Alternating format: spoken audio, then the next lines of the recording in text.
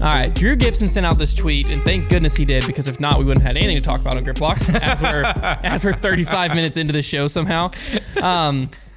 He said, shout out to any and all course designers. When you raise the basket / target, you then alter how the target / basket was designed to catch. The process of designing a basket is based at X height, and the PDGA won't approve it unless it meets those standards. Why is raising it okay? Then he followed it up with another tweet. Why do companies have to design targets at X height requirements if raising them to the moon because lack of course design makes a green easy, so the fix is to change how the target operates? I understand it can offer good advertising space, but that shouldn't affect our equipment. And then he follows it again. Steph Curry has changed the NBA. Do you see them making the three-point line farther, ball bigger, rim smaller, rim higher? First off, I thought it was funny how he started with shout out to any and all course designers. Yeah. And then proceeds to be like, you lazy people. Yeah. But you know, when he put that out, I like at first read it and I was like, Drew, like that doesn't make any sense. Mm-hmm. But he brought up a good point of like the baskets are designed based at X height or the PGA won't approve them. And I was like, is that true? So I went in, the basket rim height above the grade to above the ground has to be 82 centimeters with a room of error on either side of 6 centimeters. So essentially, and that's for championship level basket, but that goes all the way down to like the lowest level basket. So what he's saying is true. Like the PDGA won't approve a basket unless it's designed with a certain height above the ground. But then tournaments can basically take that and then say, screw it, and raise it however high they want. Because I mean, I've played tournaments with them. Yeah. I've seen obscenely high elevated baskets, and on the Pro Tour, or ones where they're in the ground. Yeah, or ones where they're buried in the ground. And then on the Pro Tour, they have, you know, sitting on the little stanchion. I think his argument, though, where it has like a slight flaw, is when he said is basically is altering how the target / basket was designed to catch, because where the flaw is there is putting up or downhill does the same thing.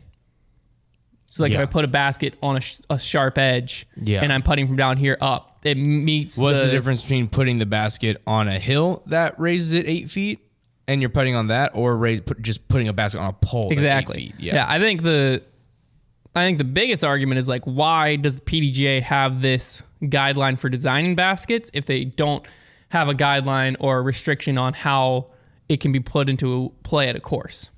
I think that's kind of the way I personally, like when I was thinking through it, because like the going to basketball like doesn't make any sense, because like if you go, like it's completely different sports. If you want to go the closest sport we have to disc golf, which is still a completely different sport, golf, they do change the greens regularly. They don't change the size of the cup, but they can change the green that gets you to the cup, which makes it harder to putt, which the basket size doesn't change. It's just the location of the basket elevation.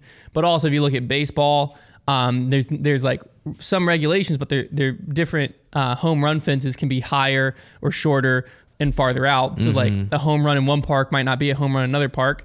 Soccer pitches, same thing. They have like certain regulations, but like some fields are wider, longer, shorter. I'm trying to think other sports. Bowling has different oil patterns to where like, you know, a strike, if you just go to your local bowling alley, that's like the easiest oil pattern, but then like, or not oil.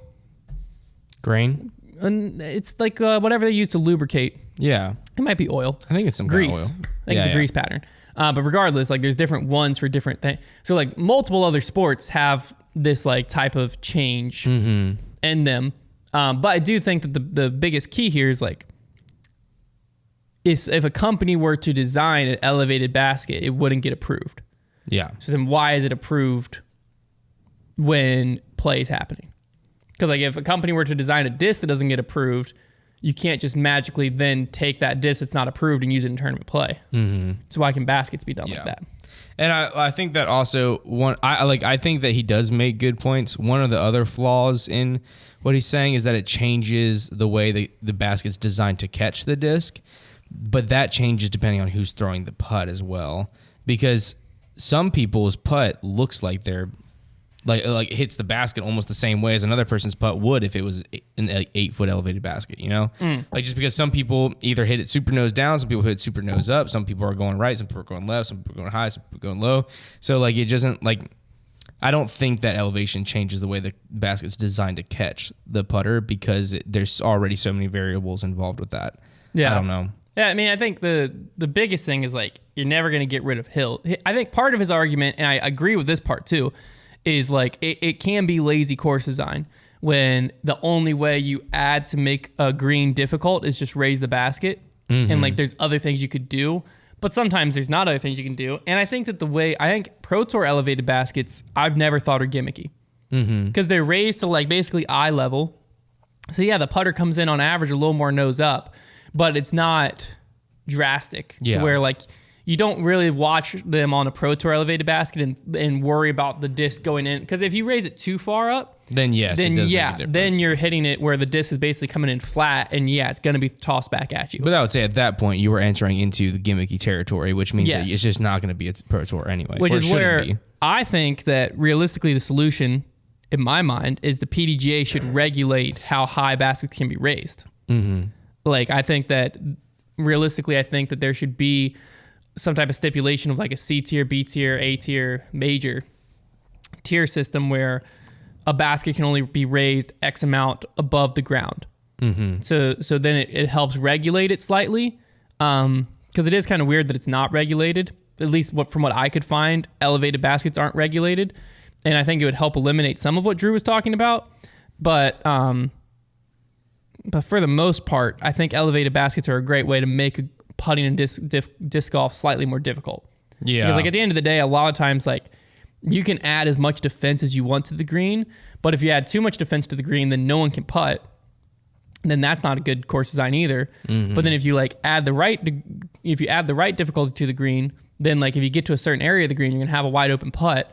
An elevated basket can make it where you can still have a difficult green, but even a 35 footer, people have to think about. Yeah. Where on the Pro Tour, 35 footer, if it's a wide open 35 footer, the average player on the Pro Tour isn't gonna have to think about it that much. Yeah. They're gonna hit it at least 50, 60% of the time. Whereas now that it's elevated, you have something to think about there, and wind comes into account a little bit more. I think the best thing that an elevated basket does is it makes for, like you said, having to think about putts more because of the comebacker potential. Yeah. You can easily end up with the same putt that you just putted. Yeah. But I think that rule-wise, it would just be fair if they just didn't make the elevated baskets taller than the shortest person on tour can reach. Because, like, then you just have unfair advantages because then you got somebody parking it and they're like, I literally cannot reach. Like, if you're right on the pole and you're trying to reach and put it in the basket. That's funny. That is an unfair advantage to players who are tall. Yeah, I was just trying to read through a few of the responses and just see. Because another thing people are saying is like it's not a disadvantage because everyone's playing on the same course, same basket. Yeah, that's fair too. This person used the hill and elevation changes. Baskets exist on non-flat surfaces all over the world, and thus will never catch perfect. Then another person said X height from what though? Is an elevated basket different from a basket that's installed on a mound or a player is still below the basket? Should we get rid of uphill putts too? Yeah, I think that's the biggest thing is like the way it was presented and described. It's like the elevated basket does the same thing, or like a basket on the side of a hill does the same thing. It's funny, someone commented and said, "You've been reading too many Brody tweets, dude." But Brody loves elevated baskets, so that person hasn't read enough Brody tweets. That's funny. I just feel like Drew Gibson is just like getting in his own mental game right now because like next elevated basket he steps up to on a course, he's just gonna be thinking, "I don't think elevated baskets should be a thing." Yeah, like this shouldn't be here. Yeah, this shouldn't be here. Yeah, I still just love. I'd be so curious as to like, I wonder if he thought he was planning the tweet to go a slightly different direction when he said like, shout out to any and all course designers when he started the tweet. Yeah. Because like, shout out for what? Well, I feel like he's being sarcastic. I'm wondering if he's saying like, well, the word shout out doesn't always mean a good thing. I guess that's true. Yeah. You're shouting out somebody. I'm wondering if like his point, he was trying to like shout out, like he's saying that people who just use elevated baskets aren't real course designers. Yeah. I don't know. Because he says like the lack of course design makes a green easy, so the fix is to change how the target operates. So I wonder if he's saying like, I don't know. Just thought the tweet was interesting. It doesn't. Got a lot of good engagement. I guess my problem is it just doesn't really change how the target operates. Like I get it. The disc is coming in at a different angle. You can get spit outs and stuff like that. But like, it doesn't. The goal of it isn't to change how he's saying it like they're doing that to change how the basket operates, but they're doing that to make it harder to putt, as in there's more consequences.